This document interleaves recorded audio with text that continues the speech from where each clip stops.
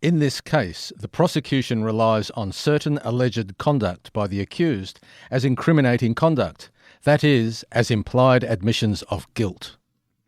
Guilt and innocence were at the heart of Justice Christopher Beale's words today as he continued his charge to the jury in the trial of Erin Patterson. And for the first time, the jury heard a roll call of the incriminating conduct allegedly committed by the accused. It was a short session today, but Justice Beale had a lot to say. I'm Brooke Grebert-Craig, and this is The Mushroom Cook. I'm here in Morwell with my colleague, court reporter Laura Placella, and we just finished day 37 of the trial. Hey there, Brooke. I don't know if our listeners can hear this, but it has just started bucketing down in Morwell. I don't think we've heard rain this loud the entire time we've been here, but we will soldier on. Yes, we will. It's been freezing down here. I think today just fell shy of being the shortest day the jury have had in the trial. I think more than a month ago we had a day where we only heard 40 minutes of evidence, and today the jury only heard around 2 hours of Justice Beale's charge. That was because the parties had some matters they had to work through this morning, so they were able to enjoy a lunch break and then come in to hear more from Justice Beale.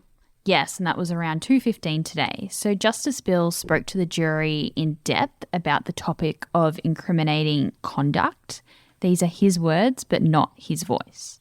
In other words, prosecution argues that the only reasonable explanation of the conduct alleged is that the accused knew she was guilty of the offences with which she's charged and engaged in the relevant conduct in an endeavour to conceal her guilt.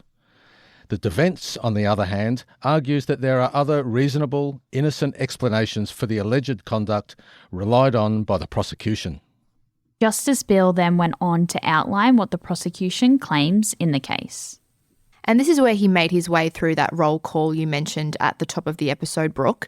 And I'll run through it today just like he did. He pretty much put it together as a list. And while the jury have obviously heard evidence around all of these points, and the prosecution referred to all of these points in their closing address, this was the first time, at least in my memory, that these points have been put to the jury one after the other.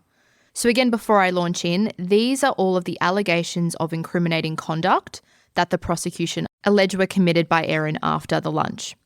So they say she lied about being unwell and was faking death cap mushroom poisoning.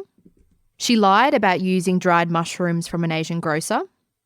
She refused treatment on her first presentation to hospital and discharged herself against medical advice. She was reluctant to accept treatment on her second presentation to hospital. She was reluctant to obtain treatment for her children. She lied about feeding her children the leftovers of the beef Wellington with the mushrooms and pastry scraped off. She reset phone B, a phone she handed to police, multiple times. She disposed of her dehydrator at the local tip. She provided police phone B instead of phone A, her usual phone. She lied about her phone number ending in 835 during her record of interview. And finally, she lied about never having foraged for mushrooms and never having owned a dehydrator. Justice Beale then said that he would summarise the evidence relating to each allegation, and he started with Erin refusing treatment on her first presentation to hospital and discharging herself against medical advice. He took them back to the evidence of Dr. Chris Webster, Dr. Veronica Foote, and Nurse Carly Ashton, among others. After he summarised the evidence, he then moved on to the arguments from the prosecution about this allegation. Here is what he said. The prosecution argued that the only reasonable explanation for her unwillingness to receive emergency treatment and her discharging herself against medical advice is that she knew she hadn't consumed death cap mushrooms because she had deliberately poisoned her guests with death cap mushrooms, making sure she did not also consume the toxins. He also took them to the arguments from the defence. And in brief, the defence argued that a reasonable explanation for refusing to receive treatment was that she found it difficult to accept that she could have suffered death cap mushroom poisoning. She wasn't informed to the full extent of the medical conditions of the lunch guests. She did not come prepared to be admitted overnight, but she was led to believe it involved transfer to a tertiary hospital.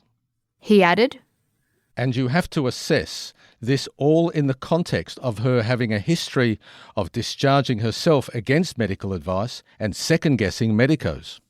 Incriminating conduct was the last topic Justice Beale spoke about today and was only able to make his way through the evidence of one of the 11 allegations. He will return to summarising the rest tomorrow.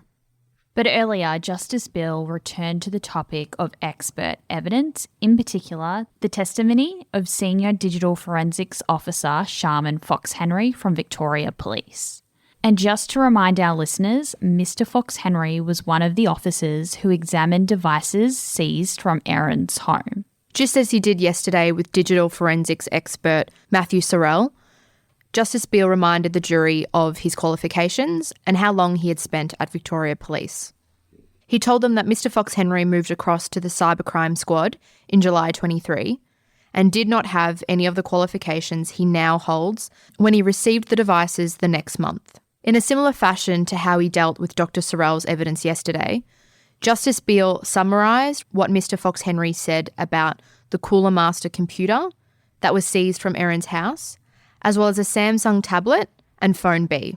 As part of his summary, Justice Beale also referred to Erin's evidence, where she said it was possible she may have used the Cooler Master computer to visit the iNaturalist website on May 28, 2022, and how she admitted to factory resetting phone B in a panic while police were searching her home. Justice Beale then turned to how the jury can use this expert evidence from Mr. Fox-Henry. This is what he said. The issues that his opinions bear upon include whether you can reasonably infer that on 28 May 2022, the accused sought information on the iNaturalist website regarding the locations of death cap mushrooms in Victoria for a second time. Whether the accused accessed Christine Mackenzie's post on iNaturalist of the observation of death cap mushrooms in Loch Reserve on 18 April 2023, whether she sourced death cap mushrooms in Loch on 28 April 2023, whether she accessed Dr. May's post on iNaturalist of the observation of death cap mushrooms in Nielsen Street, Outram on 21 May 2023, whether she sourced or attempted to source death cap mushrooms in Loch on 22 May 2023, and whether she sourced or attempted to source death cap mushrooms in Outram on 22 May 2023, and whether she deliberately and knowingly put death cap mushrooms into the beef Wellingtons served to the lunch guests on 29 July. But he also reminded the jury that there was no evidence in this case of Erin seeing the posts by Miss Mackenzie and Dr. May. So after just 2 hours of being in court, the jury was done for the day. Before they left, Justice Beale told them that he wouldn't be completing his charge tomorrow. He then said, "You can live in hope," which prompted laughs from the jurors. So we'll be back tomorrow with more of Justice Beale's charge. Thanks, Brooke. In the meantime, go to themushroomcook.com.au for more.